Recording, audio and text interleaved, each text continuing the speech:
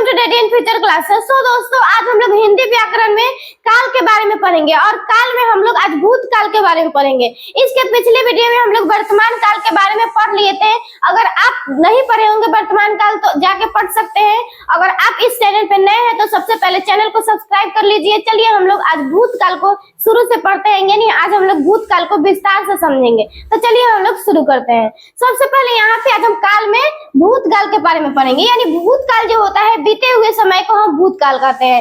यानी यहाँ पे भूतकाल जो होता है, बीता हुआ समय जो होता है भूतकाल होता है।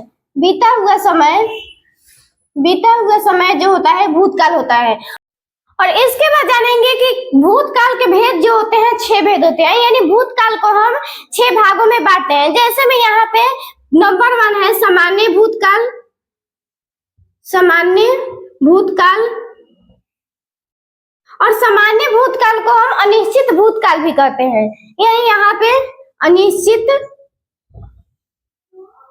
अनिश्चित भूतकाल। उसके बाद नंबर 2 है हमारा आसन भूतकाल। आसन भूतकाल और आसन भूतकाल को हम निकट भूतकाल, यानी हम आसन भूतकाल को हम निकट भूतकाल भी कहते हैं। यानी इसे हम निकट भूतकाल भी कहते हैं। निकट भूतकाल। उसके बाद हमारा आ जाएगा अपूर्ण भूतकाल। अपूर्ण भूतकाल और अपूर्ण भूतकाल को हम तत्कालिक भूतकाल भी कहते हैं। तत्कालिक भूतकाल। उसके बाद 4 नंबर में हमारा है पूर्ण भूतकाल। पूर्ण भूतकाल। उसके बाद 5th नंबर में हमारा है संदिग्ध भूतकाल। संदिग्ध भूतकाल। उसके बाद 6 नंबर में हमारा है हेतु मद भूतकाल। हेतु मद भूतकाल। हेतु मद भूतकाल।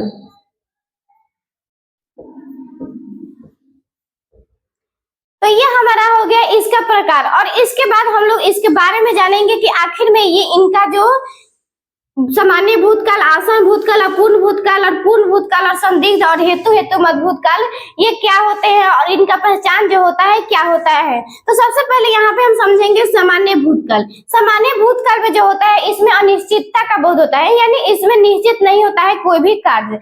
तो जैसे में यहाँ पे पहचान जो इसका होता है, क्रिया के अंत में ता था होता है, यानी इसमें ता था होता है। और वर्तमान काल में हमारा है होता था, यानी उसमें सामान्य वर्तमान काल में हमारा यहाँ पे ता है था उसमें। और यहाँ पे सामान्य भूतकाल में यहाँ पे हमारा ता था है, ती थी, ते थे और या, ई, ए शब्द जुड़े रहते हैं। यानी इसके किसी भी सेंटेंस के लास्ट में जो ये हमारा शब्द जुड़े होते हैं ये हमारा सामान्य भूतकाल कहलाता है। जैसे में यहाँ पे वह आया, या, यानी यहाँ पे या, यहाँ पे ये या आया है, यहाँ पे ये हमारा सामान्य भूतकाल हो गया। उसके बाद सीता चली गई, यानी यहाँ पे ई, तो ये भी हमारा सामान्य भूतकाल हुआ। उसके बाद राम पढ़ता था, ता था, यहाँ पे इसमें ता और ये इसमें था, तो यहाँ पे ता था। उसके बाद मदन दौड़ता था, यानी ता और था, यानी ये हमारा सेंटेंस सामान्य भूतकाल का है। जानेंगे हम आसन भूतकाल। यानी आसन भूतकाल में जो होता है यानी किसी भी सेंटेंस में जो होता है क्रिया समाप्त हुई रहती है, यानी तुरंत समाप्त हुई रहती है या किसी घटना का बोध कराता है, तो यह हमारा होता है आसन भूतकाल। और आसन भूतकाल जो होता है इसका पहचान हमारा हो जाता है चुका है, चुकी है, चुके है, या है, ई है। और ये जो होता है वर्तमान काल के तरह ही होता है, यानी पूर्ण वर्तमान काल के तरह होता है।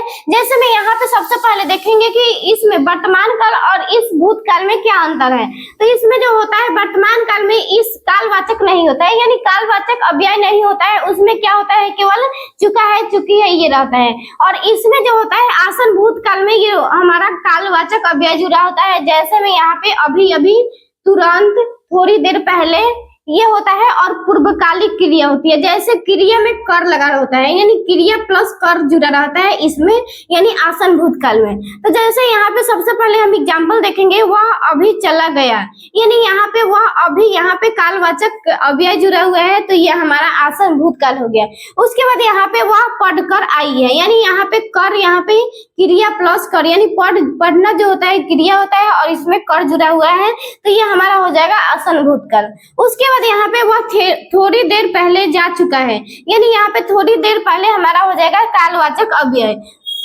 उसके बाद यहाँ पे देखेंगे मैंने अभी अभी आम खाया है, मैंने अभी अभी, यानी अभी अभी जो होता है एक कालवाचक अव्यय होता है, और या है, यहाँ पे हमारा या है, तो ये हमारा हो जाएगा आसन भूतकाल। उसके बाद देखेंगे अपूर्ण भूतकाल, यानी अपूर्ण भूतकाल में जो होता है किसी भी कार्य के जारी होने का बोध होता है, यानी वह कार्य जो होता है उसी समय जारी रहता है, यह हमारा अपूर्ण भूतकाल होता है। जैसे में पहचान इसका हो जाएगा हमारा रहा था, रही थी, रहे थे आदि शब्द जुड़े रहते हैं, तो ये हमारा जो होता है अपूर्ण भूतकाल होता है। जैसे मैं यहाँ पे देखेंगे वह पढ़ रहा था, वह खाना खा रहा था, वह खाना पका रही थी, वह तुम दौड़ रहे थे या तुम खेल रहे थे, ये हमारा हो जाएगा अपूर्ण भूतकाल। देखेंगे पूर्ण भूतकाल, यानी पूर्ण भूतकाल जो होता है इसमें किसी भी कार्य, कोई भी कार्य जो होता है पूर्ण हो चुका है, यानी समाप्त हो चुका होता है, यह हमारा पूर्ण भूतकाल होता है। इसका पहचान जो होता है क्रिया के अंत में चुका था,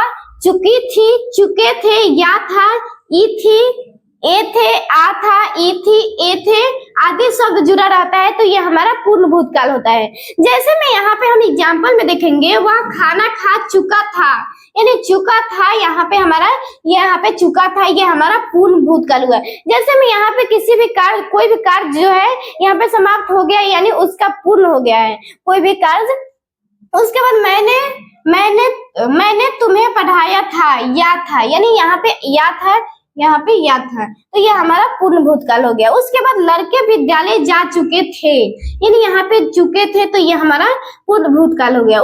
इसके बाद देखेंगे हम संदिग्ध भूतकाल, यानी संदिग्ध भूतकाल में जो होता है कोई भी कार्य करने का जो होता है संदेह होता है, अर्थात उसमें संदेह प्रकट किया जाता है, हमारा संदिग्ध भूतकाल कहलाता है। जैसे में इसका हम पहचान देखेंगे कि क्रियाओं के अंत में चुका होगा, यानी इसके अंत में जो होता है चुका होगा, चुकी होगी, चुके होंगे, या होगी, ई होगी, ये होंगे, आ होगी, ई होगी, ए होंगे, इटीसी रहता है, तो ये हमारा संदिग्ध भूतकाल कहलाता है। जैसे में यहाँ पे हम देखेंगे आपने मेरा नाम सुना होगा, यानी ना होगा, यानी सुना होगा, तो ये हमारा हो जाएगा संदिग्ध भूतकाल। उसके बाद वे घर पहुंच चुके होंगे, यानी चुके होंगे, ये हमारा संदिग्ध भूतकाल हो गया। उसके बाद यहाँ पे मैंने तुम्हें पढ़ाया होगा, यानी ये भी हमारा होगा, या होगा, यह हमारा संदिग्ध भूतकाल हो गया। बात जानेंगे हम हेतु मद भूतकाल, यानी हेतु मद भूतकाल में जो होता है इसमें सबसे पहले जानेंगे हम हेतु का शाब्दिक अर्थ जो होता है कारण है, यानी इसका हेतु का शाब्दिक अर्थ जो होता है कारण होता है। उसके बाद जानेंगे इस तरह के काल में वाक्य प्राय दो उपयाका, इसके बाद जानेंगे कि इस तरह के काल में वाक्य जो होता है दो उप वाक्यांशों में बटा होता है, यानी इसमें जो होता है वाक्य दो उप वाक्यांशों में बटा होता है। उसके बाद जानेंगे पहले वाक्य में शर्त का बोध होता है, यानी इसमें जो होता है पहले वाक्य में शर्त का बोध होता है, और उसके बाद इसमें पहले वाक्य में कार्य ना होने के कारण दूसरे वाक्य में कार्य ना होता है, यानी इसमें जो होता है पहले वाक्य में कार्य अगर होगा तो दूसरे में भी होगा, अगर पहले में नहीं होगा तो दूसरे में भी नहीं होगा।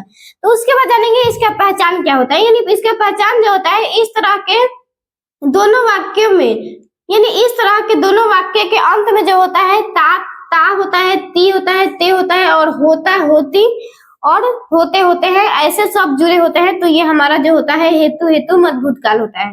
उसके बाद जानेंगे कि इस वाक्य में प्राय वाक्य का प्रारंभ जो होता है, यानी हेतु मद भूतकाल का प्रारंभ जो होता है यदि से होता है, यानी इसके पहले यदि लगा होता है, तो यह हमारा हेतु मद भूतकाल होता है। जैसे हम एग्जाम्पल में यहाँ देखेंगे कि यदि मैं राजा होता तो तुम्हें अपनी रानी बनाता, यानी यहाँ पे यदि हमारा आ गया, यानी पहले यदि जुड़ा हुआ है, उसके बाद यहाँ पे पहले दिया हुआ है कि इसमें होता ता और होता होती, तो यहाँ पे होता हो गया, उसके बाद यहाँ पे लास्ट में ता, तो ये हमारा हो गया हेतु हेतु मध्य भूतकाल। उसके बाद जानेंगे यदि मैं आगरा गया होता, यानी वो होता और उसके बाद यहाँ पे त्या, जैसे मैं यहाँ पे यदि मैं आगरा गया होता तो मैं ताजमहल देखता, तो जैसे मैं यहाँ पे गया होता यानी लास्ट में ता होता हो गया और इसमें इस लास्ट वाले वाक्य में हमारा ता हो गया, तो ये हमारा हेतु हेतु मध्य भूतकाल हो गया। उसके बाद यदि तुम कठिन परिश्रम किए होते, यानी यहाँ पे होते